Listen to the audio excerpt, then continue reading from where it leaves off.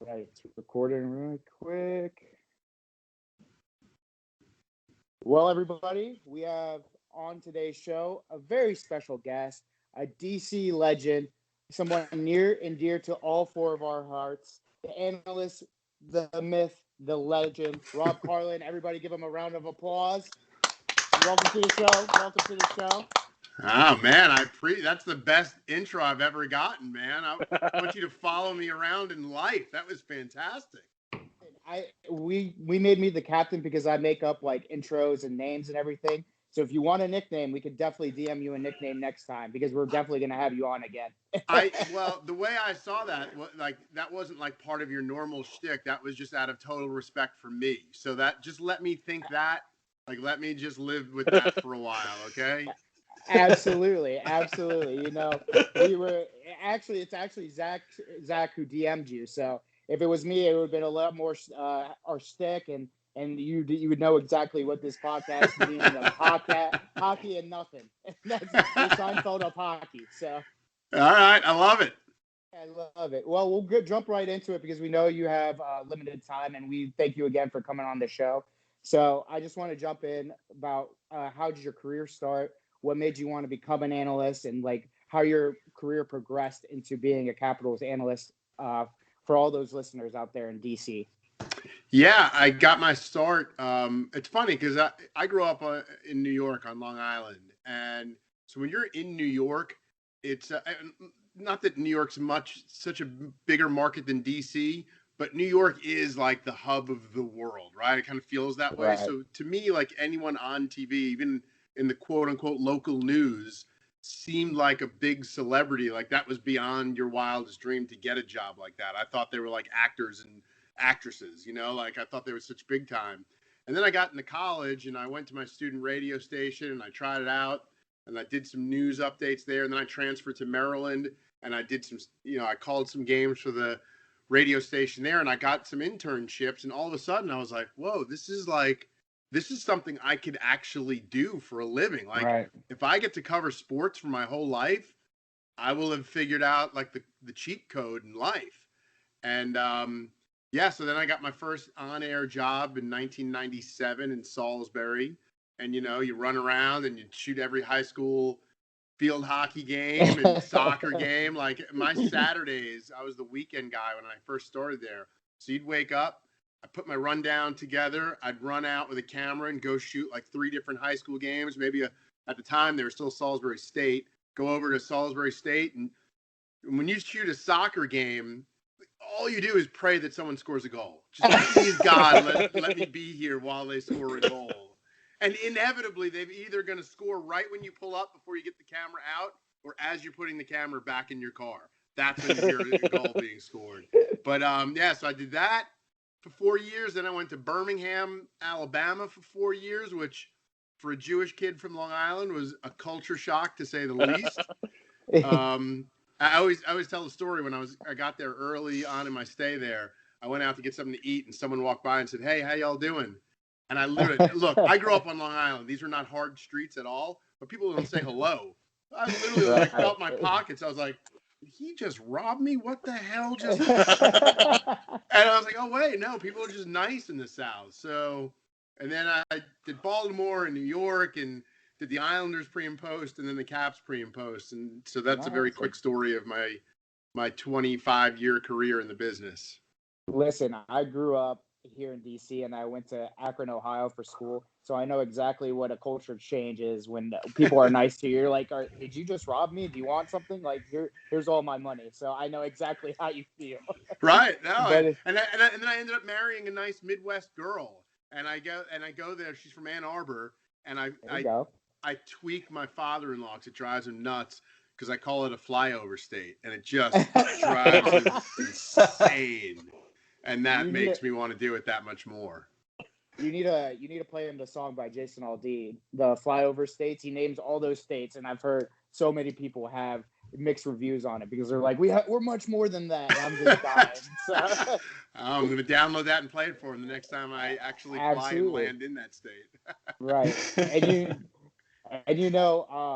we're a bunch of Caps fans, right? And we would be remiss if we didn't ask you about your take on this season, especially with the Caps, with the COVID issue going on. Limited games are happening, especially with our stars.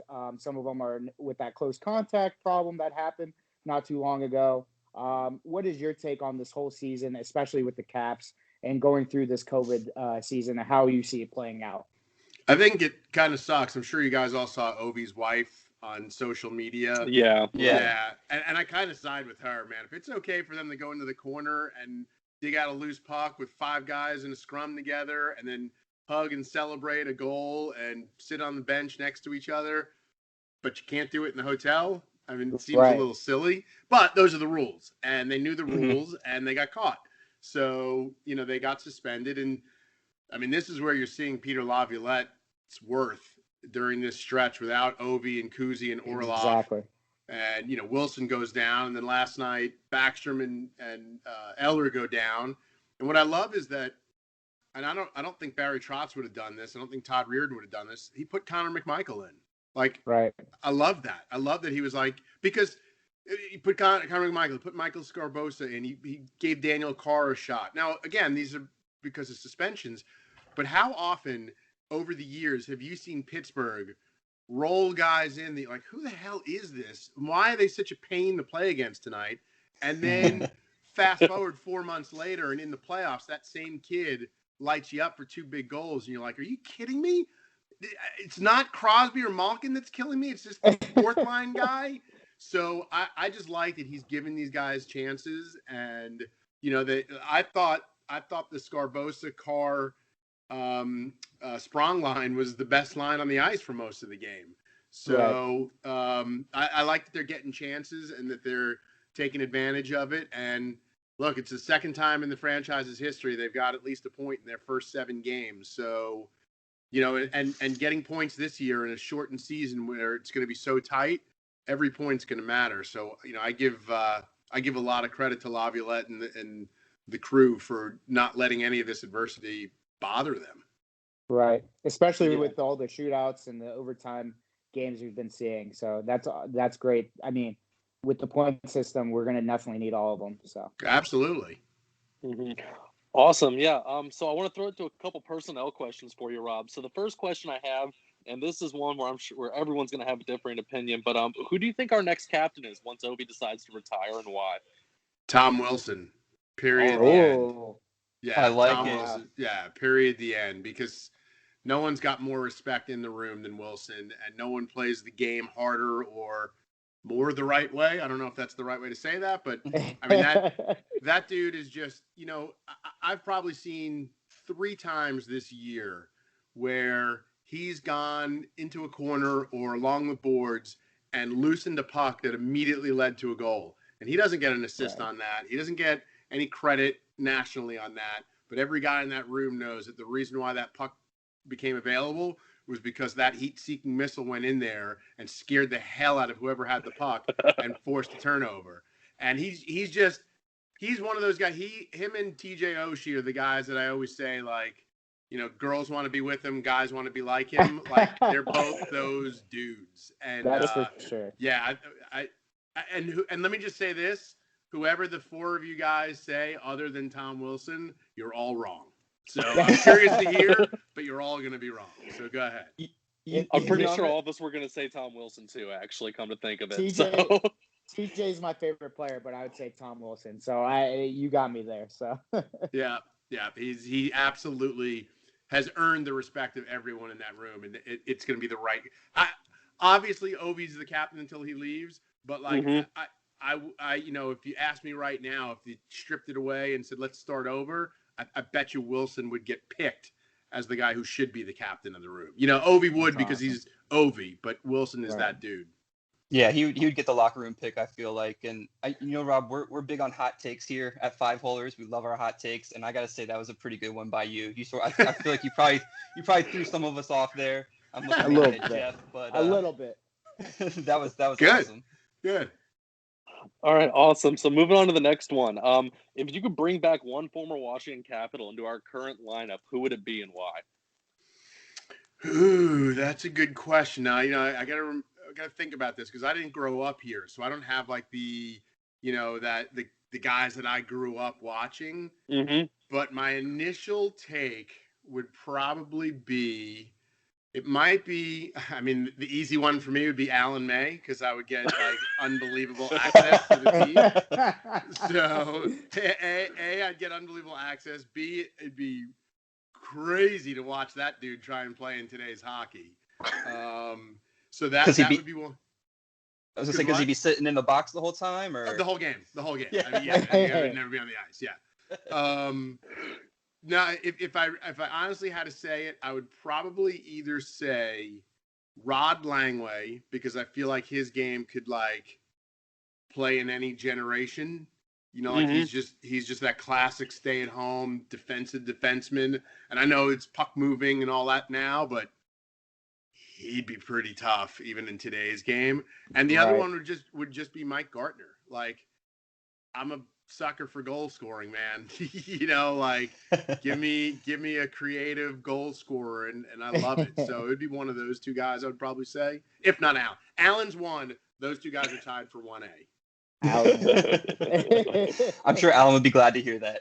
Yes. Well, that's the only reason is if he does hear that and I don't pick him, guaranteed I'll get punched. So I might as well just get ahead of that. Alan, he said your name. I promise you, he said your name. Well, we will make sure we write that in the description too. Thank you. You know what? This question was a little further down the list, but I feel like right now is the right time to ask: who wins in a fight, peak Alan May or peak Dale Hunter? I'm 100% Alan May, because Alan, the more I got to know him, and Alan's one of my favorite people, and he is the type of guy that would lay down in traffic for someone that he likes and respects. And I know that, you know, all jokes aside, and we bust each other's chops and whatever, if I needed anything at that moment, he'd do it for me. But there's something like right behind the eyes, like there's a dead space right behind the eyes where you're like, that dude's not right. There's something wrong with him. Crazy eyes. Like, I feel like, who might give you the dirtier? Keep in mind, I grew up on Long Island as an Islanders fan. So Dale Hunter's got a checkered past with me. So if you're going to ask me who's going to be dirtier in the corner, I might say Dale Hunter. But if you're saying drop the gloves and fight, Alan will fight to the death. So I'm going to go with Alan on that one. It's always the crazy eye ones that give you the most heebie-jeebies when you're on the ice. 100%. 100%. So, yeah. I mean, and you think about it, like, I interviewed Jeff Halpern for my podcast a while back, and he said that when he was playing Ovi, he goes, you'd hear him coming because his chains would start, when he gets that gallop going, his necklaces would start making noise. And I was like, you can hear that on the ice in the game? He goes, oh, yeah. And when he's coming, you hear it, and you would tense up. But, like, so that's Ovi going to the corner, but Wilson's got that thing behind his eyes. So, like, Wilson's a little crazy. So, like, Ovi's going to hit you and hurt you. But Wilson, you never know. He might drop the gloves and just beat the hell out of you. So that's how I, like, equate Dale Hunter and Alan May. I like that relation there. That's pretty good. Like, especially with the Alan May has the hands too. I mean, you got to give it to him. He has the hands when he needs to have the hands. So, you know, keeping him and Ovi together, or him and Ovi and Dale Hunter, it's a good mix there. I like the relation there. With the Ovi chains things too, I know he used to get in trouble with the league all the time, and I feel like a lot of those players sort of have their superstitions, their chains. Ovi would tuck his jersey in. You know, we see Oshie doing it nonstop now. I saw he was still throwing pucks to fans, which is pretty awesome with no fans in the stands. I want to get your take though on a superstition that I've had. Me, Jeff, and Zach all played hockey growing up, and this is something that is always we hear it on broadcast here and there. We don't really know what you guys feel about it, but the word shutout. How do you feel about the superstition behind that? And do you know anybody who, you know, would get on your case about it? Or do you know anybody who would break the rule and say it and just not care at all? Well, like, I feel like this is a setup question because I got in big trouble with this. Oh, yeah. Because my job on television, I had to tell the story of the game. Yeah, exactly. So I can't tell you how many times, like the first time I did it, And, Alan got mad. Like, he like literally like banged the desk. And I looked at him and I was like, what? And he's like, I can't believe you said the word shut it. I was like, it's my job. Like, and then like the people behind the cameras all got mad at me. And I was like, I have no effect on what happens in the game. And they're like, you don't understand. And I was like, no, I get it. But my job. So like, I fought that fight for a long time. And then Twitter just blew up. Twitter just ripped me to shreds. And I would have my computer open because, we so often we're interacting with fans throughout the show. Right. And I would just be looking at them like, oh my God, everyone hates me. Like, this is going to affect my like performance on air because everyone hates me. So I finally like gave in and was like, all right, I will never mention. So, you have to find all those different ways. So, yes, I don't believe in that. I don't believe in it, but I've given into it. Yeah, that's interesting that the crew and the people behind the cameras were getting mad too. I feel like just for me, the only reason I would know it or care about it is because I played hockey. That's literally it. So a lot of the crew were huge Caps fans, and specifically there was one woman that worked with us. Her son plays hockey, so both her sons played hockey. So she kind of grew up in the hockey world, and she was a huge Caps fan. So yeah, she was very. She would get so angry at me, and she was older than I was, so I was always like, it's like my mom is yelling at me. Stop yelling at me. Yeah, not only are you at work, but your mom's yelling at you at work. It's always correct. Good. Correct. Yeah. And she was an older Jewish woman, so it literally was like my mom was yelling at me, like, I don't need this from you, okay? So yeah, it was very funny. Well, that wasn't a setup question at all. I don't mean to throw it in your face there. I was seriously curious because I'm getting flashbacks now. Thank you. Yeah. Sorry about that. Twitter mentions are coming back now. Right. Don't have to worry about the nickname because he's never coming back either. Right. It would be great if I just went boop and just We'll bleep it out. We'll bleep it out. Yeah. Did we lose you there, Rob? Rob?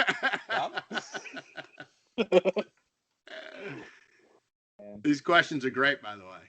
Thank you. But so we wanted to ask you also, like, when do you expect like fans to come back and everything like that? I know that's a loaded question, right? Because obviously COVID is going to be the biggest determination on that. But like, do you think now it's going to be something not in just the NHL, but in all sports where we're going to have more like separated seating? Like none of the arenas are going to be as packed as they used to be. You know what I mean? Like, yeah. Let me ask you guys, if they said games open tomorrow night, would you go and sit in a packed arena? No, that's a tough one. That's a tough one because I have a grandma and everything, so probably not. Right. I know. Yeah, I wouldn't. That's the thing, man. I don't like. I'm not a doctor or a scientist. I don't know all that. I just know I'm weirded out when I watch like a movie and I see people sitting in a packed restaurant. I'm like, oh God, they're all sitting so close together. Like exactly. It's weird. So I don't know it.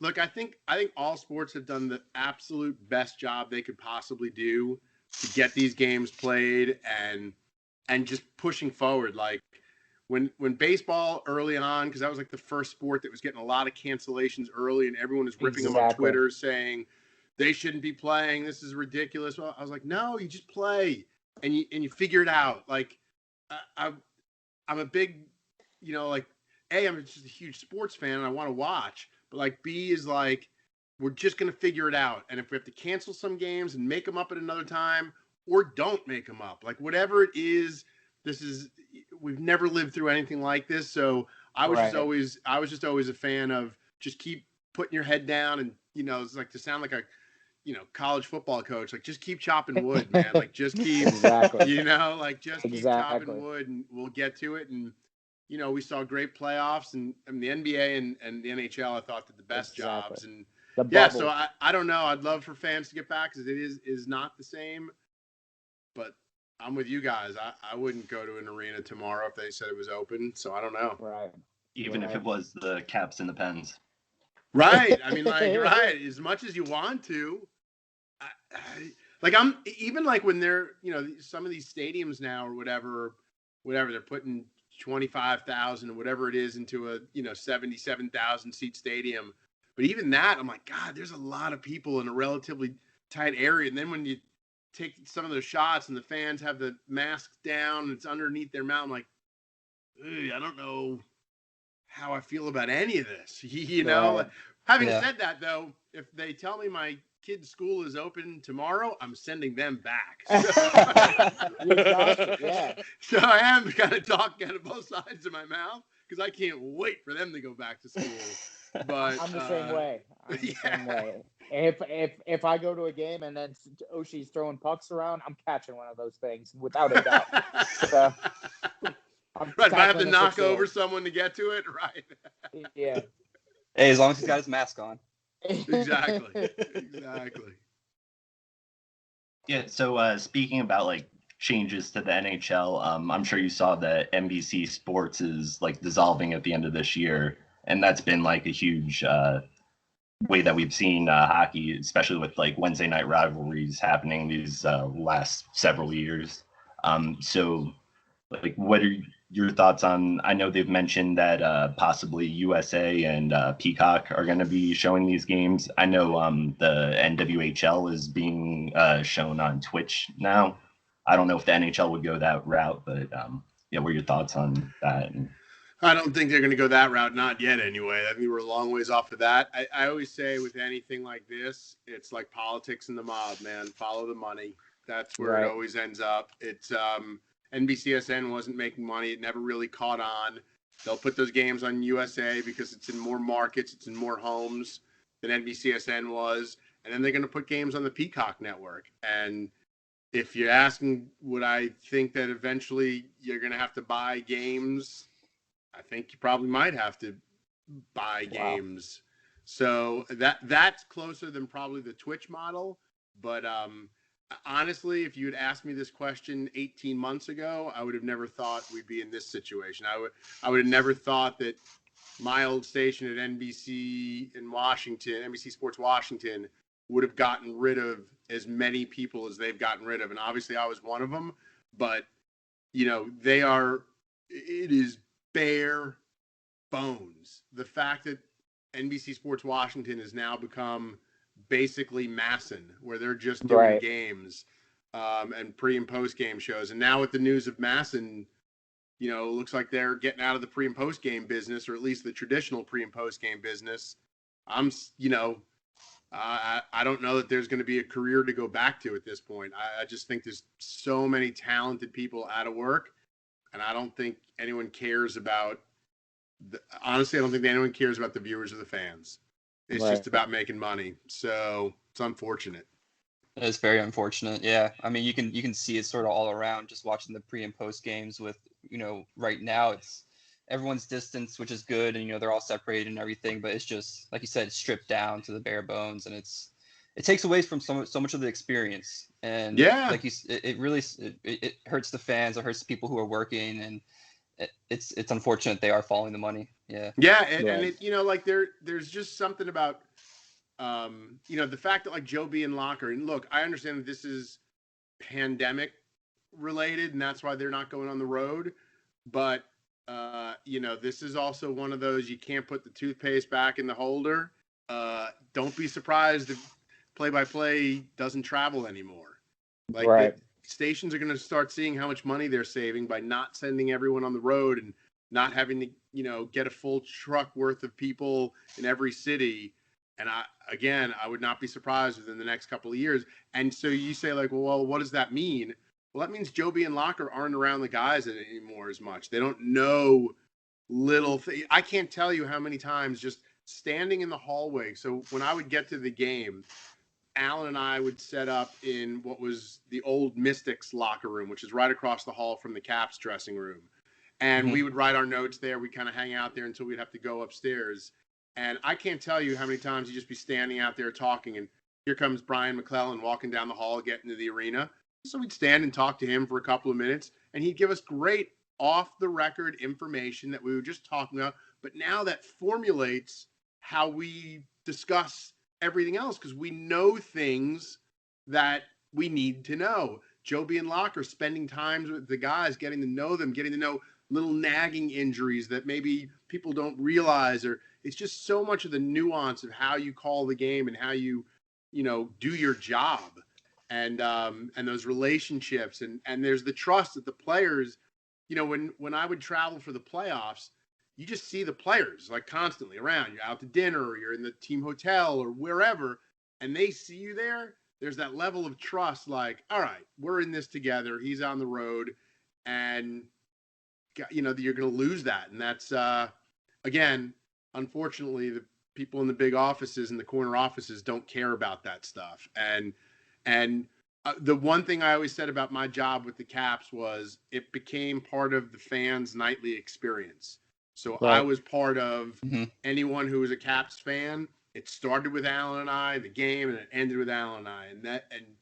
And people would come up to me and say, tell me that. And that was always the most important, because that's how I was. The broadcasters of my teams were just as much as the players in my experience with my teams.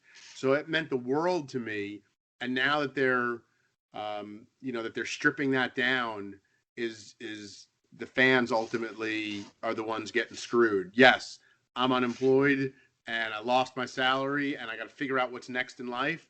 But in the big picture of things, the fans get screwed because they're not getting the same experience anymore. Whether it's me or someone else, I'm just talking about the nightly experience of having your people year after. Why do people love Joby and Locker? They've been there forever.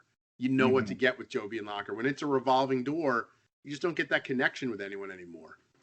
Right. And especially during this time too, with it, everyone's watching these games. No one's at these games, so we I think the, and I'm not paying that close of attention, but I think the Caps' first game on NBC Sports Washington this season was like one of their highest rated games since like early in the Cup run, like that first round series or something. Like, it was a crazy rating because people are, A, they're starved for some sort of normalcy, and B, they can't be there.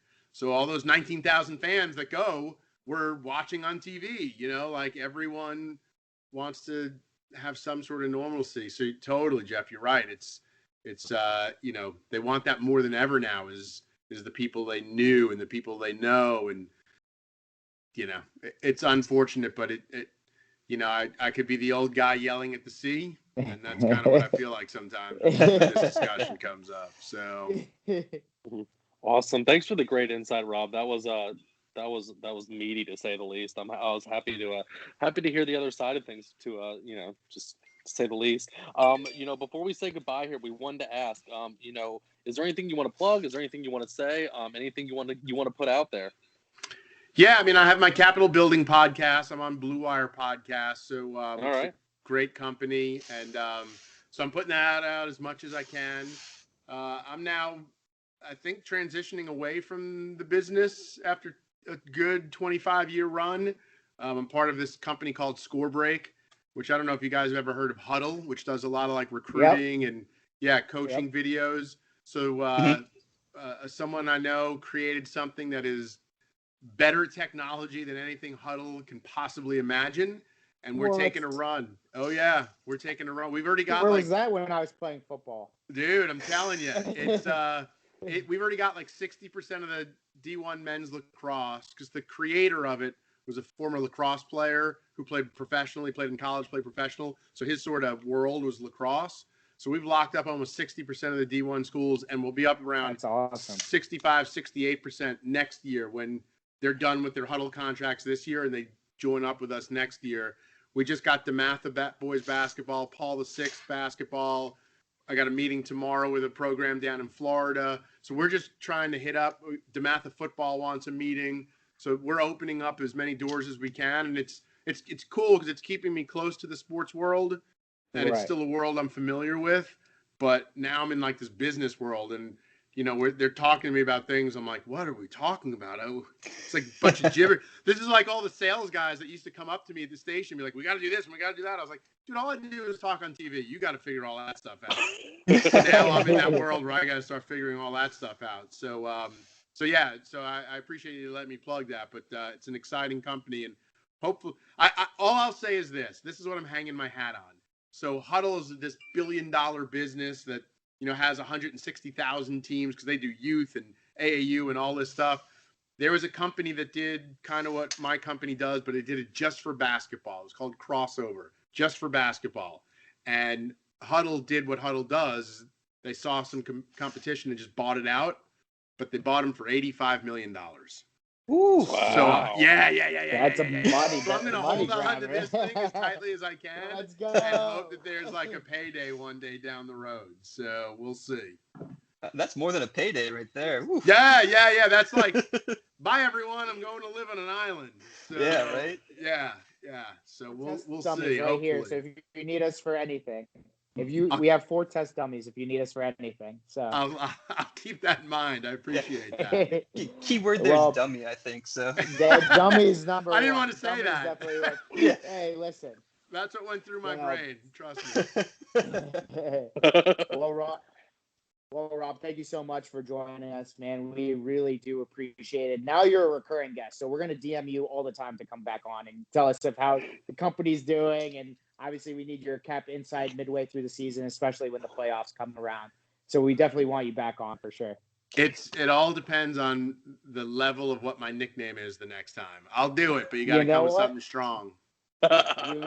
You have now awoken the beast. So you have awoken Godzilla for the intro and for the nickname. I'm gonna have to go to the lab for that one. All right, yeah. Because you set a high bar with the intro, so the next one, like, I want like some walk-up music, man. I want something good for next time. So listen, I do the music. I'm a singer, obviously. Limp Bizkit, Papa Roach, any of that stuff. You tell me what song and I'll learn the lyrics and then I'll do the intro for you. You got it. I love that you just said I'm a singer, obviously. Obviously. Obviously. I mean, can you look at this face and say this guy cannot hit a high note? Obviously not. He hits high notes. That's what I'm saying. No, I knew that. I could tell. But no, we do appreciate it. Thank you again for coming on. And everybody take a look at Rob's podcast, and we will plug it into our description as well as our story. Awesome. Rob, thank you again. Thank you. Yeah, again it was a lot of fun, guys. So thank you very much. Yeah, thank you so much, Rob. Appreciate it. Yep. And Zach, take us away, baby. Why go bar down when you can hit the 5 hole? Aim low.